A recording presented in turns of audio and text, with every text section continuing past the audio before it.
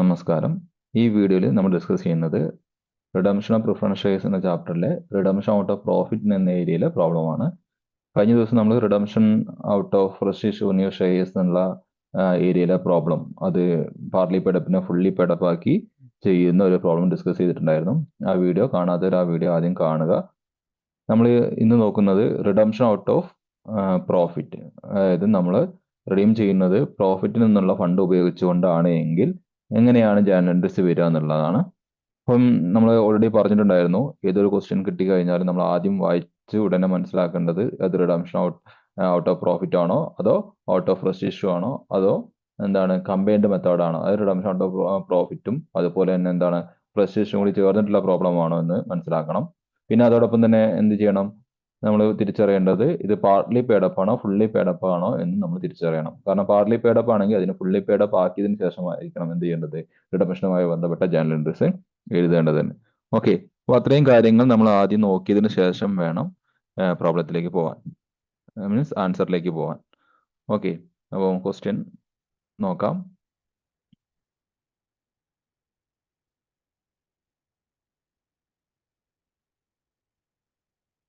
നോക്കൂ, ചെറിയ ക്വസ്റ്റ്യൻ ആണ്.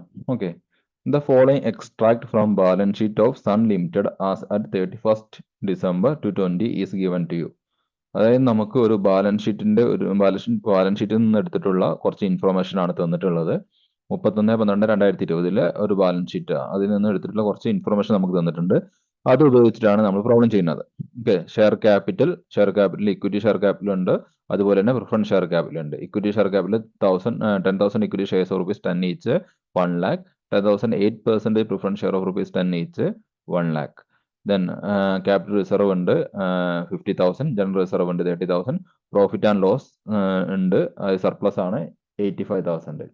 Okay, the company exercises its option to redeem the preferred share on 1st January 2020.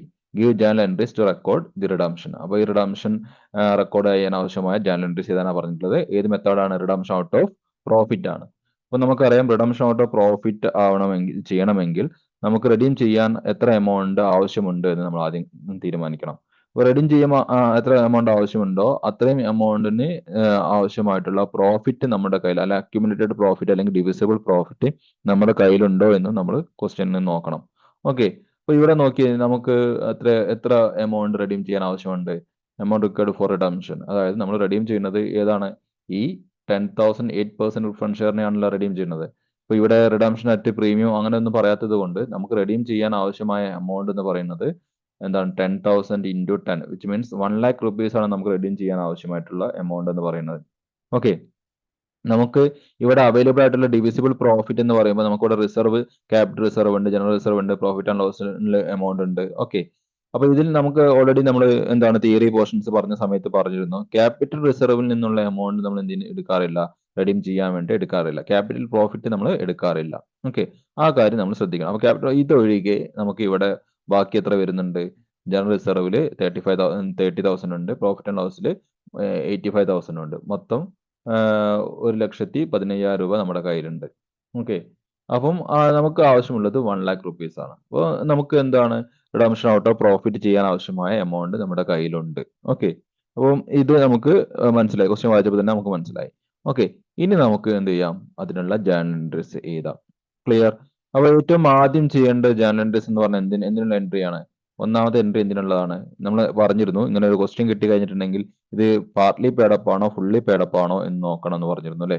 അപ്പൊ ഇവിടെ ക്വസ്റ്റ്യൻ നോക്കുന്ന സമയത്ത് എന്താണ്, 1 lakh 10,000 8% preference shares rupees 10 each എന്നിട്ട് എമൗണ്ട് കോളത്തിൽ 1 lakh തന്നെ കൊടുത്തിട്ടുണ്ട്.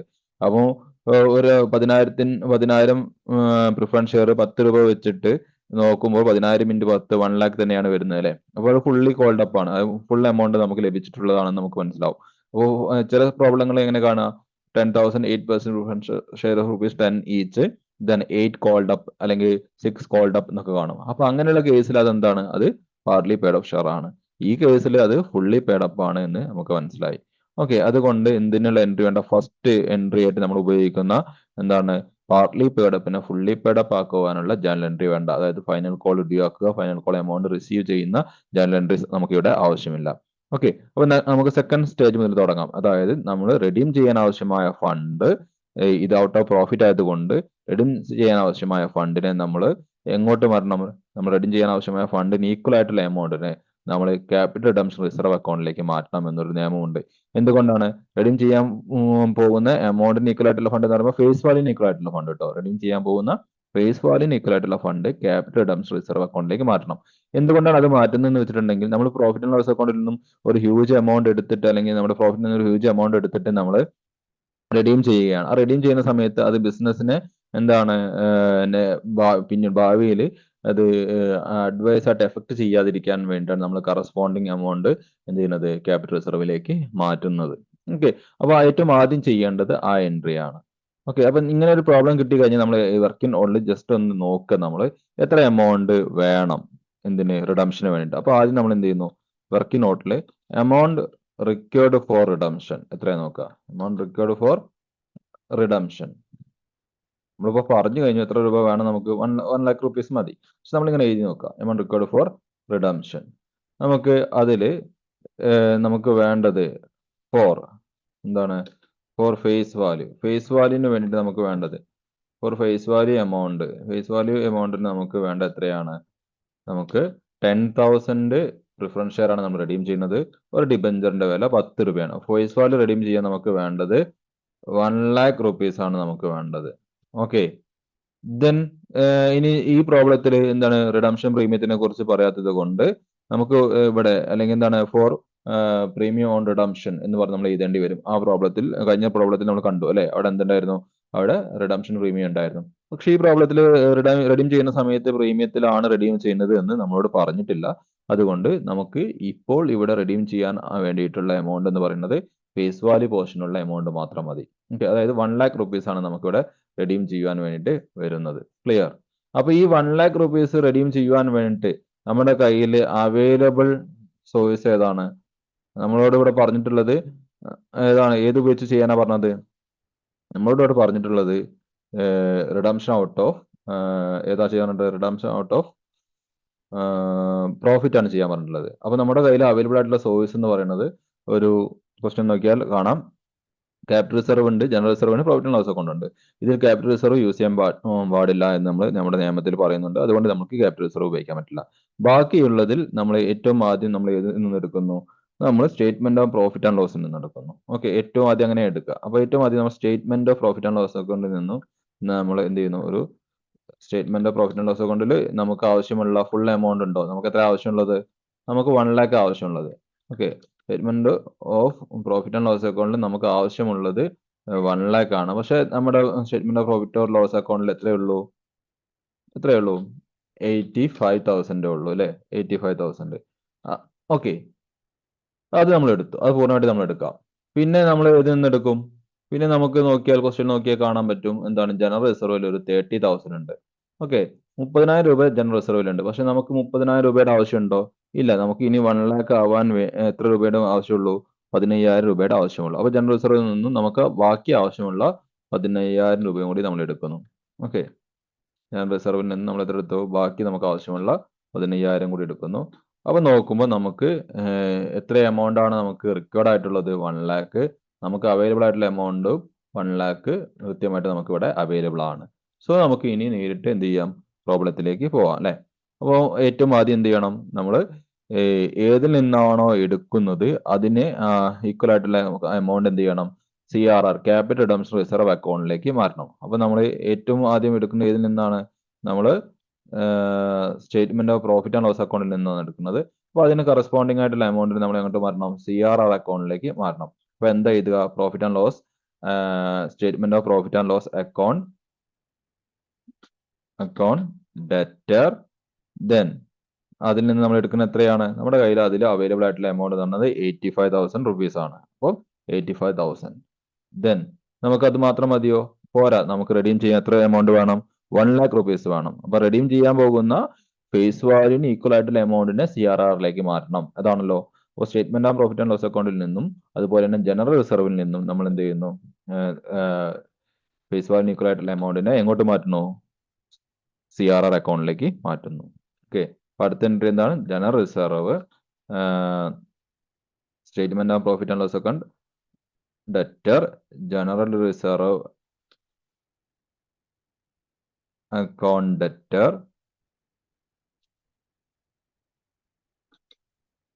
ജനറൽ റിസർവ് അക്കൗണ്ട് ഡെറ്റർ, അതിൽ നിന്ന് എത്ര എടുക്കുന്നത്? 15,000 അല്ലെ. ടു എങ്ങോട്ടാ മാറ്റുന്നത്? ടു ക്യാപിറ്റൽ റിസർവിലേക്കാണ് മാറ്റുന്നത്. അപ്പൊ to capital redemption, to capital redemption reserve.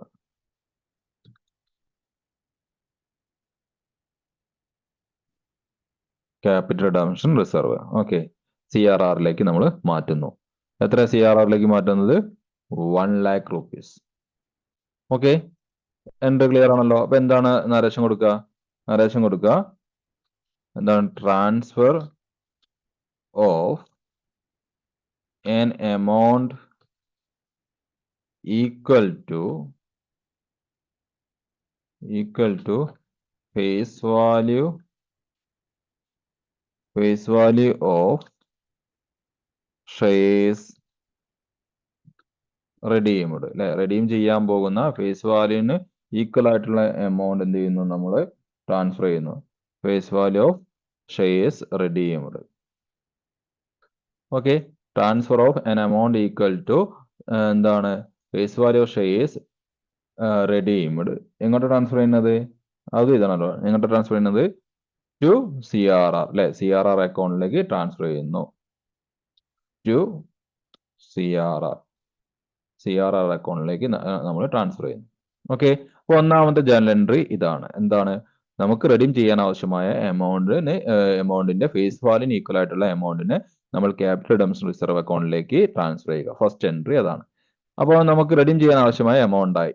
Okay, ഈ പ്രോബ്ലത്തിൽ നമുക്ക് റെഡീം ചെയ്യാൻ റിഡംഷൻ പ്രീമിയം ഇല്ല അല്ലെ. പ്രീമിയത്തിനല്ല നമ്മൾ റെഡീം ചെയ്യുന്നത്.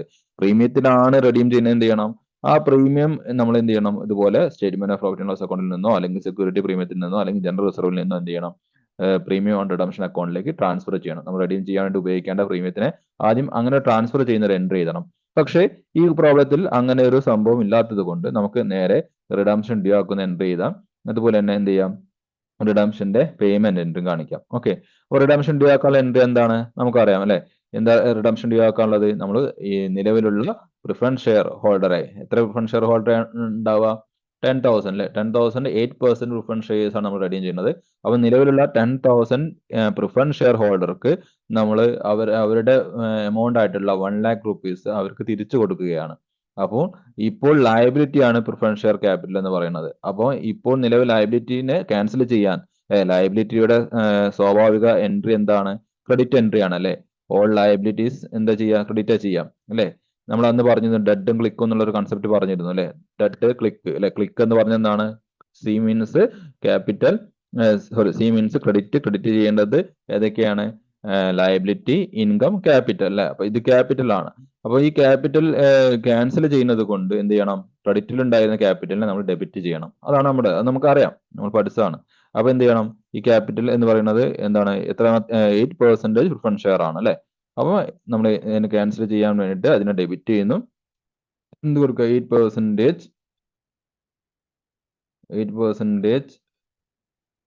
പ്രിഫറൻസ് ഷെയർ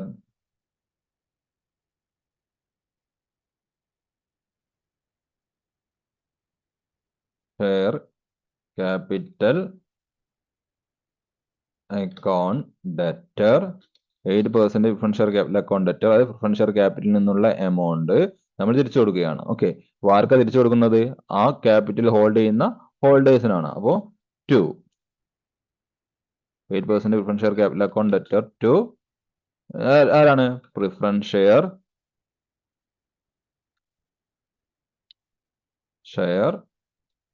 ഹോൾഡേഴ്സ് അല്ലെ. Preference share holders account. 8% preference share capital account debtor to preference share holders account. അവർക്ക് എത്ര രൂപയാണ് കൊടുക്കുന്നത്? 1 lakh rupees ആണ് നമ്മൾ തിരിച്ചു കൊടുക്കുന്നത്. Okay, rupees 1 lakh.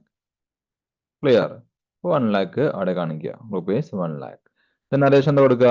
നരേഷൻ കൊടുക്കേണ്ടത് എന്താണ്? Amount due to. ആർക്കാ കൊടുക്കുന്നത്? അതായത് പ്രിഫറൻസ് ഷെയർ ഹോൾഡർക്ക് കൊടുക്കാനുള്ള എമൗണ്ട് ഡ്യൂ ആയി എന്നർത്ഥം എന്താ കൊടുക്കുക? എമൗണ്ട് ഡ്യൂ ടു ആർക്ക്? Preference share ഹോൾഡർക്ക്.